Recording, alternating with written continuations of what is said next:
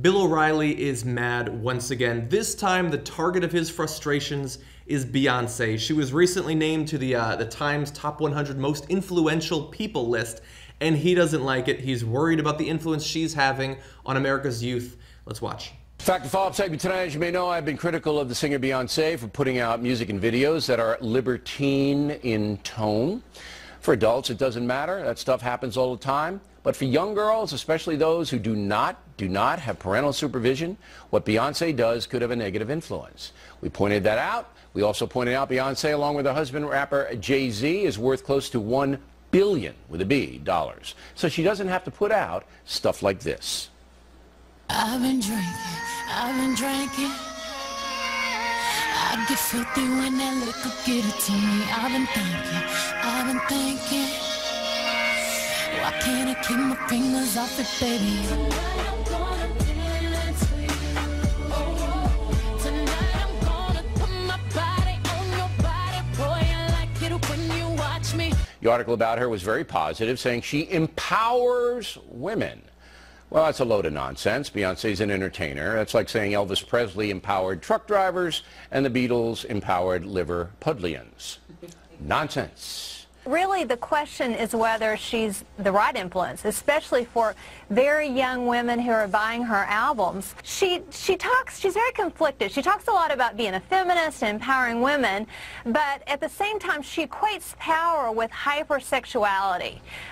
She's the one that brought us those great lyrics, Bootylicious, and I think you talked about Drunk Love, which extols the virtue of being so drunk you black out and don't remember who you had sex with. So, I'm disappointed. Young people in America are influenced by entertainment. There's no question about this. Study after study after study. And on Monday, we're going to have a psychiatrist that's going to come in and back that up. And Beyonce doesn't need the money. And she could put out, she's talented enough to put out other mainstream stuff if she would like. She chooses not to. She knows, this woman knows, that young girls getting pregnant in the African-American community now, it's about 70% out of wedlock. She knows and doesn't seem to care. She doesn't use her power for good often. She has a great marriage, apparently. I wish she would really talk to kids in that community about marriage. So I know what you're probably going to say. This is just Grandpa O'Reilly being Grandpa O'Reilly. And just to a certain extent, I think that you're right. He's having this reaction because he's out of touch. He doesn't think it's right for you to shake your body that way and stuff like that. But there are a number of points that I do want to cover out of this. I love his sort of intro before he tosses to the two correspondents, including Ebony, who's been on the Young Turks Network. I think she comported herself very well in that video.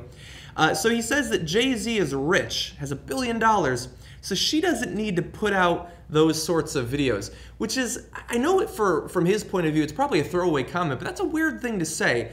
I mean, he's concerned that she doesn't need the money, so she shouldn't be making these videos that are sort of sexual.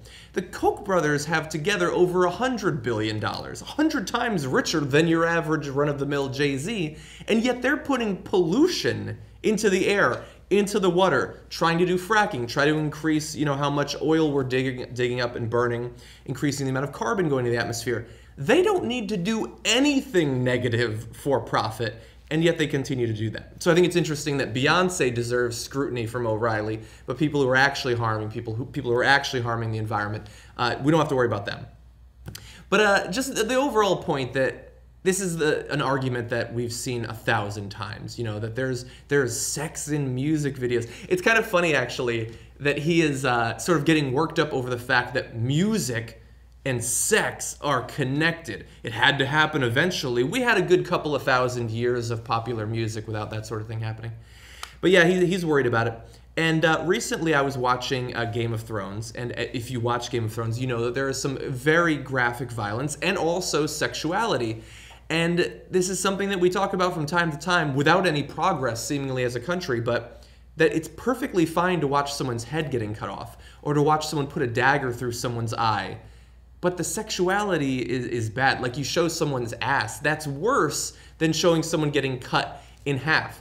Conceivably, you could show a penis so long as it's being hacked off of a person's body. It's a weird double standard. I know that that's not exactly what they're talking about here, but O'Reilly does not seem to have a problem with it. Look, in a very real way, I guess certain, young people probably shouldn't be exposed to graphic content of pretty much any kind, but we do have to get our priorities in order.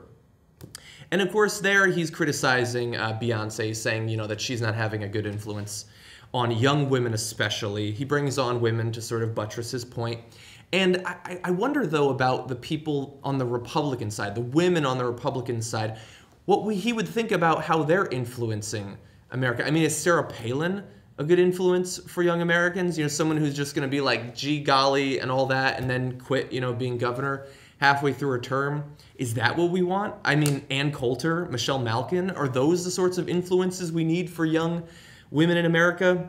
I don't think so. And the fact that frustrates me perhaps the most is, and the women in this clip aren't exactly the best example of that, but you see it all the time, especially on Fox, is that they will get young women into the news, conservatives, and then the only function they serve is to attack other women, to tell women you don't deserve equal pay, your voting rights aren't important, like Ann Coulter says.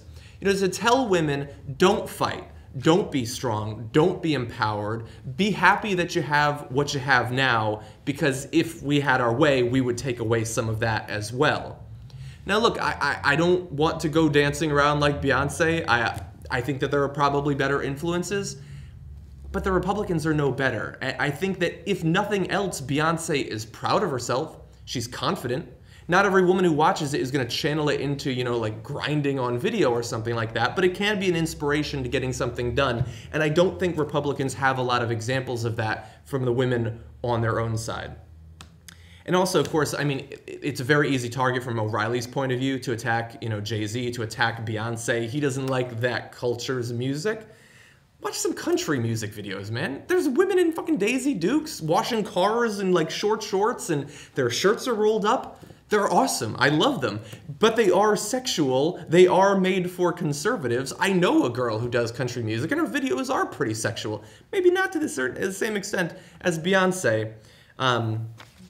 But you're not free of it on that side as well. And finally, before we end on this, I do want to say, I don't know the second guest that he had on there, but she was from the Concerned Women for America group. And I have to say, I don't know exactly what that group stands for, but I would not want to be stuck on an elevator with a couple of representatives from it.